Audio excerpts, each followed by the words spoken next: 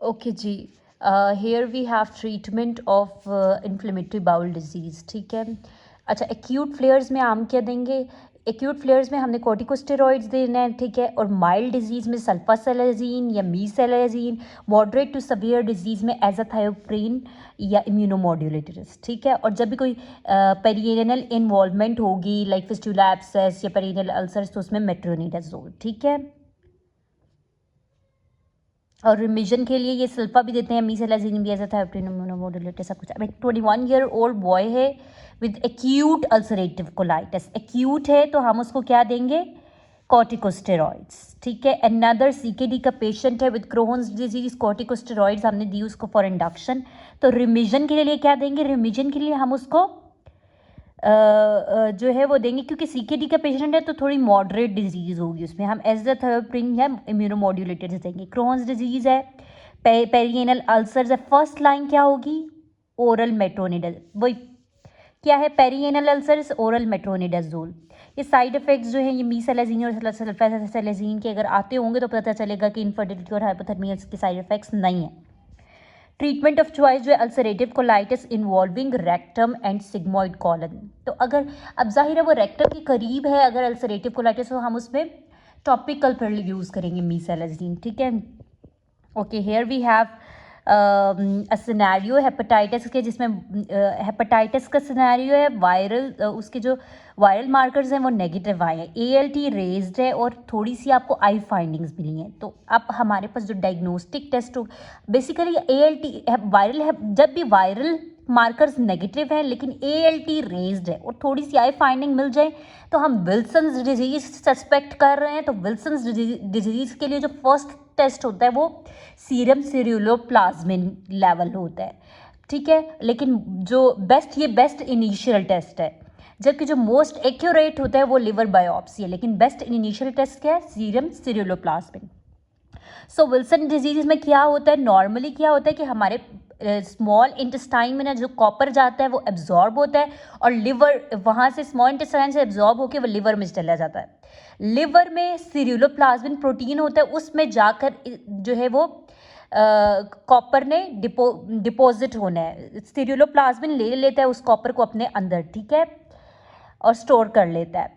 अब अगर सिरुलोप्लाज्मिन जो है वो ही नहीं है तो वो उस कॉपर को ले ही नहीं पाएगा। सीरम में सिरुलोप्लाज्मिन का लेवल कम है तो उस कॉपर को वो ले ही नहीं पाएगा, तो कॉपर जो है वो लिवर में ही रह जाएगा। तो जब लिवर में ही रह जाएगा तो लिवर में वो फिर लिवर में वो हेपेटाइटिस की तरह के सिम्टम्स देगा, हेपेटाइटिस, फुलमिनेंट हेपेटिक फेलियर और सिरोसिस वगैरह। फिर ये कॉपर जब ज़्यादा हो जाएगा, यही कॉपर जब जाहिर है ब्लड में भी ज़्यादा है, ये आइज़ में जाके जो है वो कॉर्निया में डिपॉजिट होगा और वहाँ पर केसर फिशर रिंग्स नज़र आएंगी, green brown discolouration of cornea होगी, ठीक है।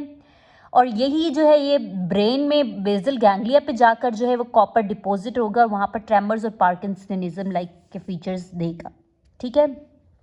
सो डायग्नोसिस के डिक्रीज सीरम सेरुलोप्लाज्मिन लेवल और यूरिन में कॉपर का लेवल ज़्यादा होगा और मोस्ट एक्यूरेट जो है वो लिवर बायोप्सी है, ठीक है। अब हम कुछ एमसीक्यूज देख लेते हैं, ठीक है। इन विल्सन्स डिजीज इंक्रीज कॉपर, ठीक है, इंक्रीज कॉपर तो होता है। डायग्नोस्टिक टेस्ट क्या? केसर फिशर रिंग्स होती हैं, ठीक है। आई में डी रेंज एलएफटीज होती है, हिपैटोस्प्लिनोमेगाली, ठीक है, केसर फिशर रिंग्स।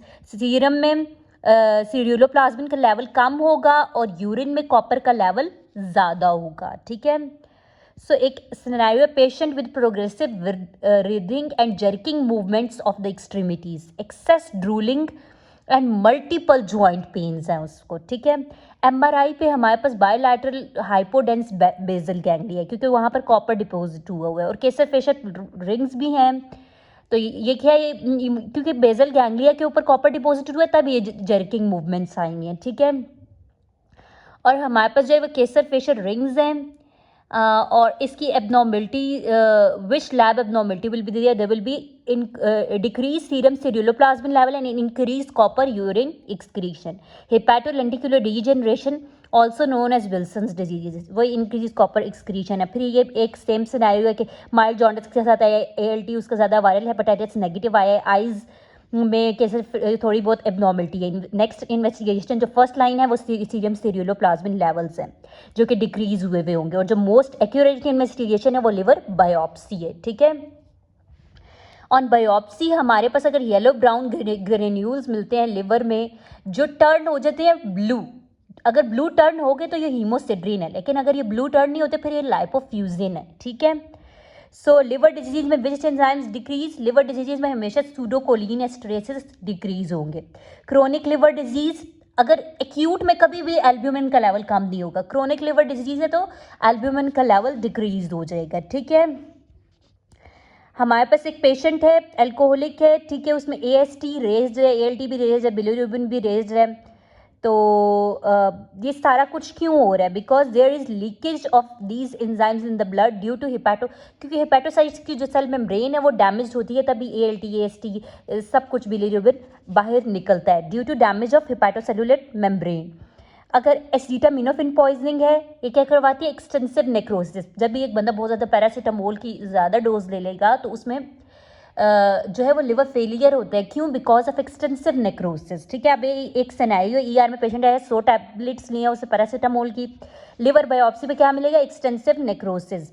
मेजर आयरन का स्टोर बॉडी में है लिवर में, और लिवर के पास हाईएस्ट रीजनरेटिव कैपेसिटी है। अच्छा, आगे देखिए कि अगर हम मतलब लिवर जो है वो बहुत जल्दी रीजनरेट करता है। पार्शियल लिवर रिसेक्शन करे तो वो रीजनरेट कर देता है विद इन 1 to 2 वीक्स या 6 to 15 डेज। ठीक है, तो लिवर ट्रांसप्लांट के बाद जो सबसे कॉमन पैथोजन जो है वो इन्फेक्शन करा सकते हैं वो साइटोमेगालो वायरस है, और लिवर में बहुत लीस्ट चांस है रिजेक्शन का बिकॉज HLH सैम्पलिंग अगर सही से कंपैटिबल ना भी हो फिर भी लिवर रिजेक्शन कम है। अच्छा, कौन सी जो मेडिसिन है वो लिवर को डैमेज करा रही हैं? पेंटाजोसिन क्रोनिक लिवर डिजीज कराती है। हेलोथिन जो है ये ब्लड सप्लाई जो है ये एक एस्थेटिक एजेंट है, ये blood supply to the liver कम कर रही है। और लोरेज़िपैम जो है ये भी डीकम्पेंसेशन कराता है।